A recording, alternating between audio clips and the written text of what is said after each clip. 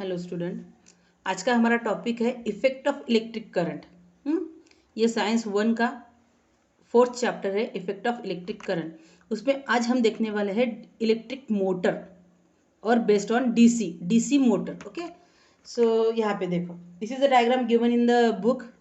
तो ये DC motor कैसी वर्क होती है ये हमें देखना है। तो इसके लिए हमारे पास ये डायग्राम है। ये डायग्राम एक्सप्लेन करने के लिए I will explain each and everything, then you can understood the things very well. Okay, यहाँ पे देखो, ये एस पोल है, ये एन पोल है। पोल यानी कि क्या, ये दो मैग्नेट है, ये दो मैग्नेट है।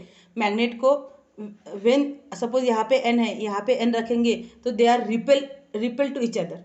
अगर अपोजिट पोल है, यहाँ एस है यहाँ एन है, तो they are attracting towards each other. Okay, so ऐसे जगह अगर हमने दो मैग्नेट रख दिए तो उनके बीच में एक फील्ड तैयार होती है।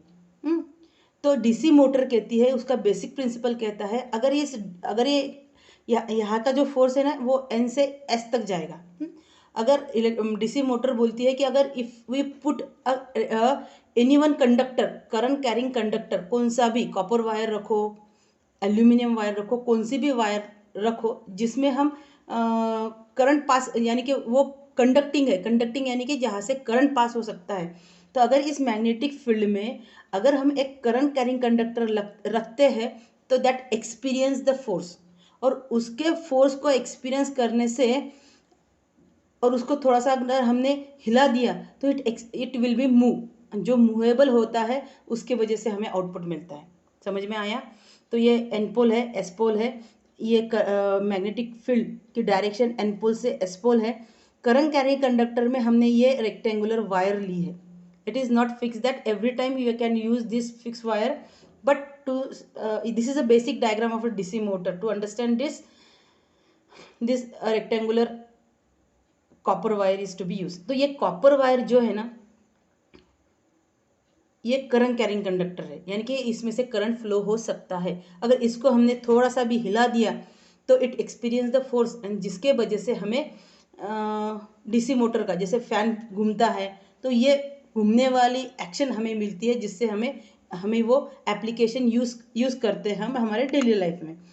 ये अगर ये समझ में आया तो देखो, अगर ये मैग्नेटिक फील्ड है, दो मैग्नेट है, इसमें मैग्नेटिक फील्ड है, यहाँ पे करंट कैरिंग कंडक्टर हमने रख दिया है, तो ये जो एक्सपीरियंस फोर्स करता है वो डिपेंड्स करता है Fleming right hand thumb rule से। तो ये प्रिंसिपल यहाँ पे आएगा, then and then only we can understood the everything related to the DC motor. देखो, अगर फ्लेमिंग का हमारा राइट हैंड, फ्लेमिंग क्या बोलते हैं कि हमारा राइट हैंड ले लो। हमारा राइट हैंड अगर हम लेते हैं तो, और जिस डायरेक्शन में करंट जाता है, जिस डायरेक्शन में करंट जाता है वो डायरेक्शन अगर हमें मालूम है तो पुट दिस एरो, दिस देखो सेकंड फिंगर है, ये हमारी सेकंड फिंगर है डायरेक्शन ऑफ द करंट, तो ये करंट के डायरेक्शन के दिखा दो। अगर जो हमारी दूसरी लाइन है, ये जो फर्स्ट फिंगर है वो मैग्नेटिक फील्ड है, एंड ऊपर वाली जो हमारा थंब है वो डायरेक्शन ऑफ द फोर्स है। तो ये फोर्स वाली लाइन एकदम स्ट्रेट रखने का, उसके बाद जो ये फर्स्ट फिंगर है उसको 90 डिग्री में रखने का, और उसको 90 डिग्री में ये है। समझ में आ रहा है?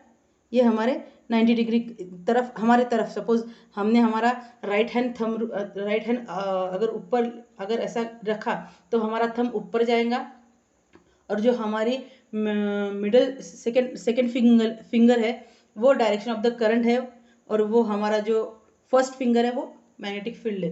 तो इसको लेकर ही हमें ये एक्सप्लेन करना है।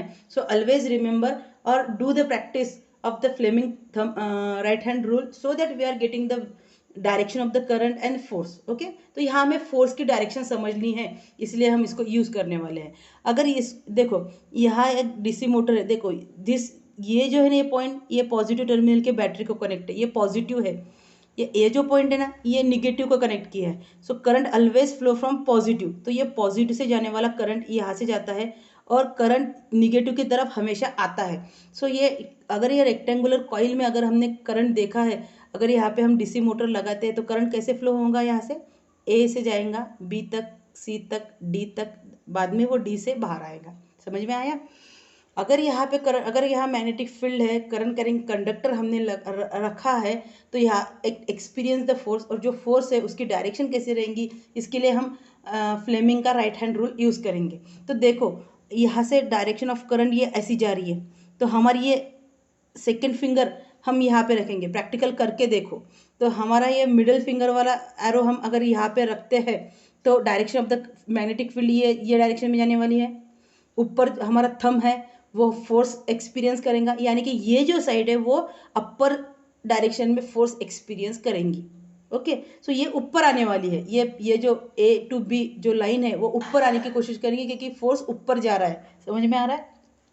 अगर इसको हमने देखा तो इसके अपर डायरेक्शन में, बाहर की डायरेक्शन में करंट जाता है, और यहाँ पर भी अपोजिट डायरेक्शन का करंट आता है। तो this two currents cancel to each other, they are not used in the DC motor explanation.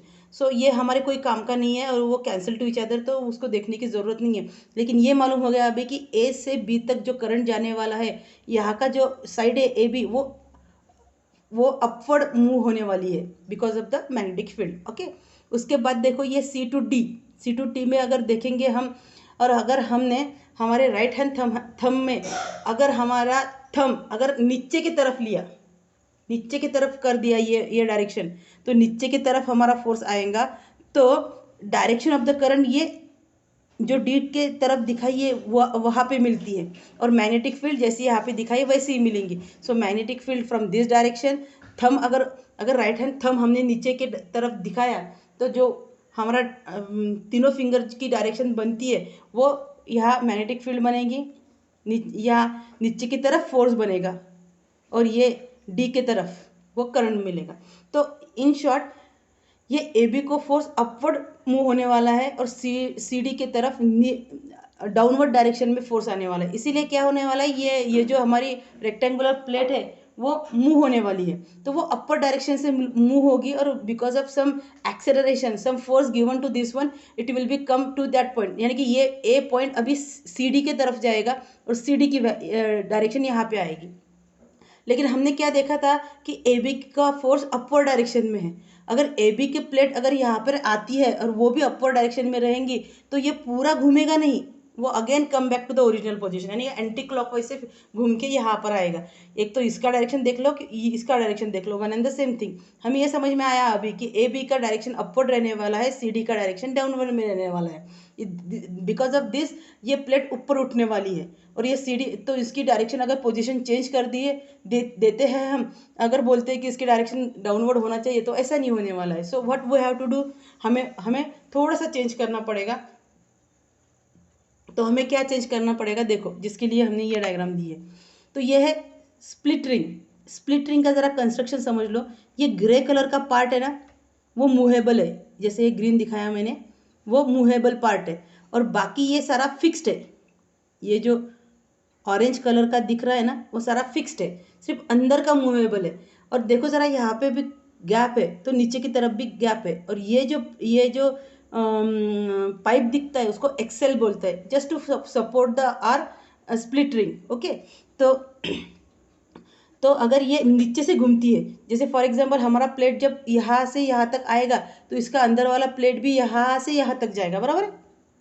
तो हमारा ये साइड यहाँ पे आएगा, तो हमें क्या करना है, देखो because of this plate this experience upward direction force, और ये जो प्लेट है उसके से निगेटिव डायरेक्शन से करंट हमें मिलता है। लेकिन बाद में जब ये मूव होता है तो ये सीढ़ी इस तरफ आता है, इस तरफ आने के बाद again this is connected to the positive, that is why it will apply the upward force, यानी कि अपवर्ड जो यहाँ सीढ़ी को डाउनवर्ड फोर्स है, जब ये स्प्लिट रिंग पूरा घूम के इस तरफ आएंगी, यानी कि सीढ़ी यहाँ तक आएगा। ये कंस्ट्रक्शन ऐसा ही किया है कि व्हेन सीढ़ी is move at this point, तो ये नीचे वाला पार्ट भी यहाँ तक आना चाहिए। अगर ये इस साइड में आएगा घूम के इस साइड में आएगा, तो सीढ़ी भी इस साइड में आएगा। और हमें मालूम है यहाँ पर अगर कॉपर वायर आती है तो वो अपवर्ड फोर्स मिलता है, और यहाँ आएंगी तो डाउनवर्ड फोर्स मिलेगा। So as we are moving this rectangular plate, A B यहाँ तक जाएंगी बिकॉज ऑफ द फोर्स, तो ये पूरा घूम के यहाँ तक आएगा, और ये प्लेट यहाँ तक आएगी। तो यहाँ का प्लेट को डाउनवर्ड डायरेक्शन से मूव होने वाली है, that is why A B अभी डाउनवर्ड से आएगा, मूव होगी और इस साइड में आएंगे। तो ये जो प्लेट है वो हमेशा, ये अंदर वाला पोर्शन है वो हमेशा घूमता रहेगा, और because of this A B अब सी डी की जगह आएगा, सी डी ए बी की जगह आएगा, and this will be remain continue because internal portion is movable and this part will be connected to this ring, तो ये ring भी घूमेगी और इसको हम एनर्जी देंगे फ्रॉम आवर डीसी मोटर। तो पॉजिटिव से यहाँ पे कनेक्टेड है और ये निगेटिव से यहाँ कनेक्टेड है। जैसे ही हम इसको कनेक्शन देंगे तो ये करंट फ्लो होना शुरू हो जाएगा मैग्नेटिक फील्ड की वजह से। वो experience the force and it experience the force because of Fleming thumb hand rule. वो हमें बताता है कि ये ए बी अपवर्ड डायरेक्शन से है, सी डी डाउनवर्ड डायरेक्शन से है, तो ये ए बी सी डी की जगह, सी डी ए बी की जगह ऐसे वो मूव होके वो कंटिन्यूसली मूव होता रहेगा। That is why the motor will be run. That is nothing but exactly the working principle of this one. तो देखो मैंने यहाँ पे दिखा दिया है कि this is always connected to the positive but this plate is always movable. So कभी ये अपवर्ड डायरेक्शन से मूव होने के बाद ये जब नीचे की तरफ आएगा तब ये प्लेट चेंज होती है और ये because of this plate it will be again moving to the upward direction. समझ में आया? So this is the basic principle behind the DC motor.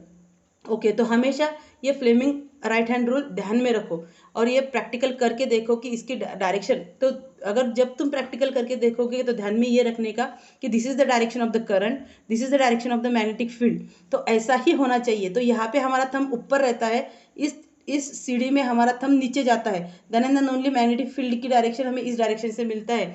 So because of this force हमें बताता है कि ये ए बी हमेशा ऊपर आने वाला है, सी डी हमेशा नीचे वाले जाने, यानी कि अगर सी डी अगर ए बी की जगह आएगा again it experience the upward force and because of this it will B move. Understood?